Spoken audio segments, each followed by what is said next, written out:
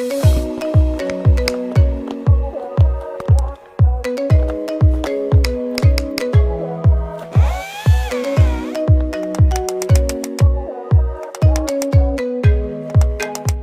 screw is drilled in position to secure the structure tightly. A power drill and router machine are used to make cutouts for hinges and fittings. Edges are polished and covered with curved corner panels for smooth finishing. The carpenter adjusts every piece carefully to fit in the cabinet frame.